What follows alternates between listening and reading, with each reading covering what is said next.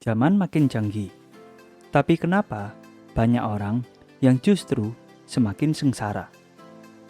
Punya e-wallet, tapi hutang nambah.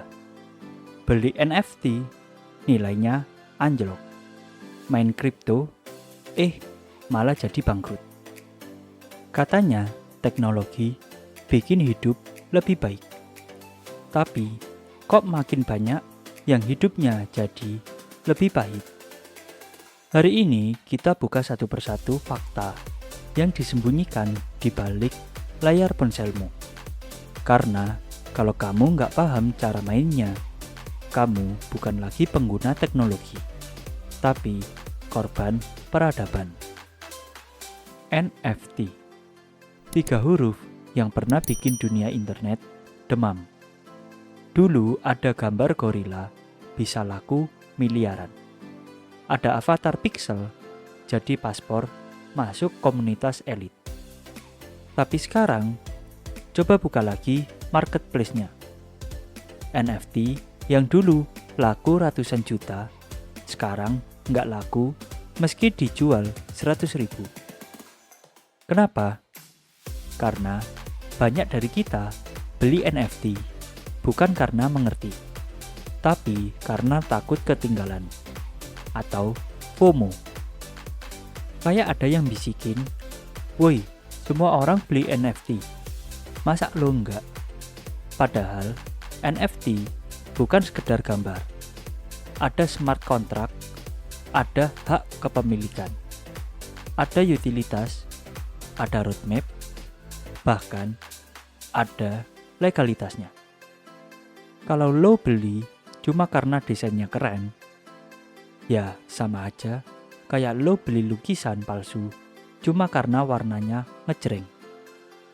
Dan parahnya, 90% proyek NFT yang muncul di tahun 2021 hingga 2022 udah mati total. Gak ada tim, gak ada update, gak ada value. Banyak proyek NFT itu rug pull, alias penipuan massal.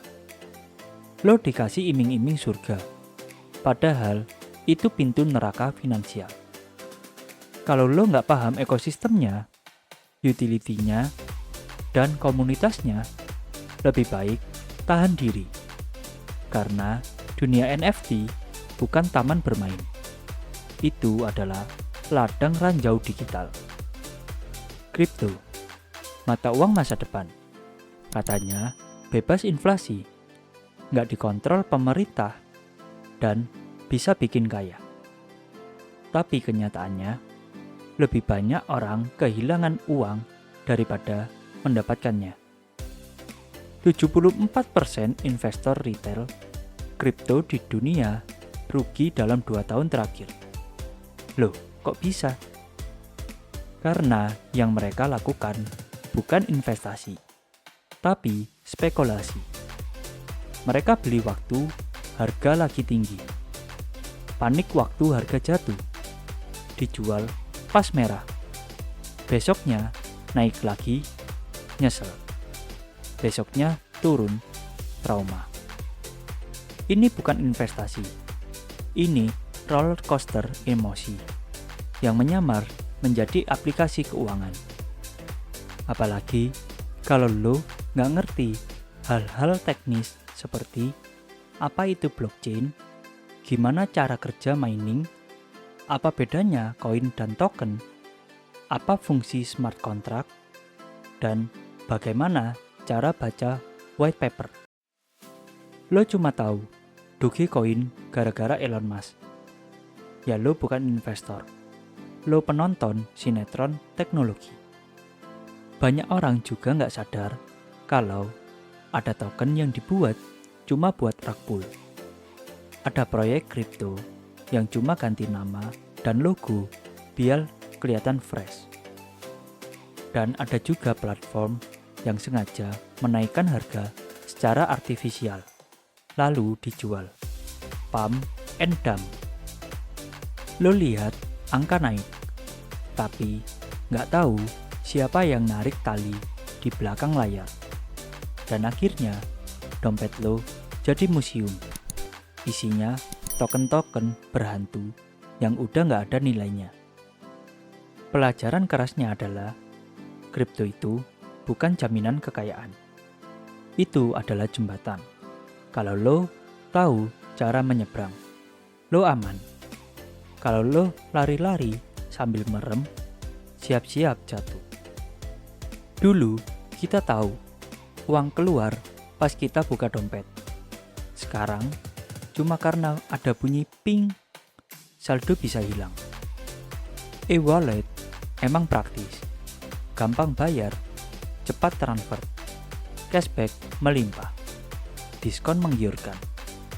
Tapi pernah nggak kamu sadar, setiap notifikasi itu bisa jadi jebakan konsumtif yang halus tapi berbahaya.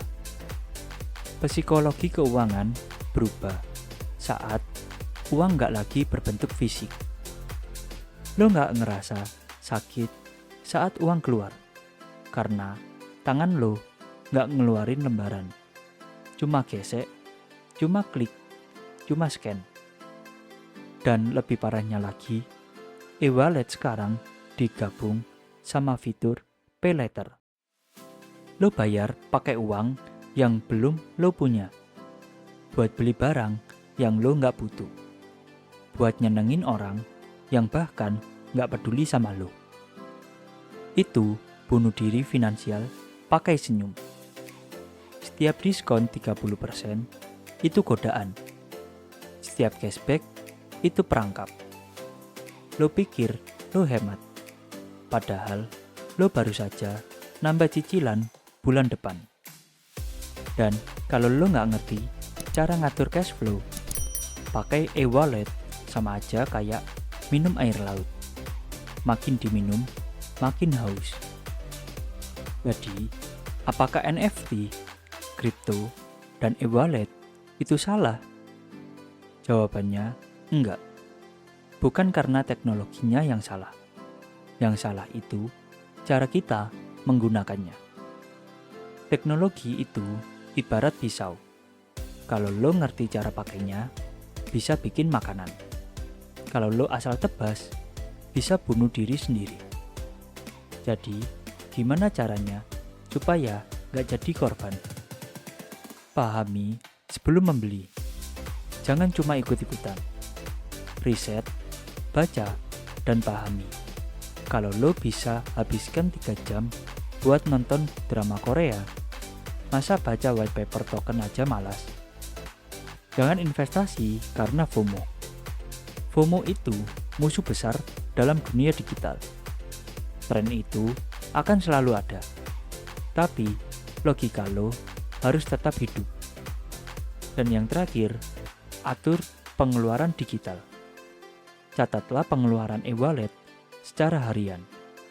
Pisahkan rekening digital buat kebutuhan dan keinginan. Gunakan juga cashback hanya kalau lo emang butuh barangnya. Dunia digital ini sangat cepat, tapi kecepatan tanpa kendali sama dengan tabrakan. Lo bisa jadi pengendali teknologi, atau lo jadi budak dari sistem yang lo sendiri gak mengerti. Lo tinggal pilih, mau belajar dan ambil kontrol, atau tetap jadi korban yang mengira dirinya sedang menang. Kalau kamu merasa video ini bikin lo mikir, klik like dan subscribe, karena makin banyak dari kita yang sadar, semakin kecil kemungkinan teknologi dijadikan alat manipulasi. Tulis di kolom komentar, gue melek secara digital, bukan korban hype. Dan share ke temen lo yang lagi asik beli token aneh tanpa tahu isinya. Karena dunia digital ini indah, asal lo tahu cara bertahan hidup di dalamnya.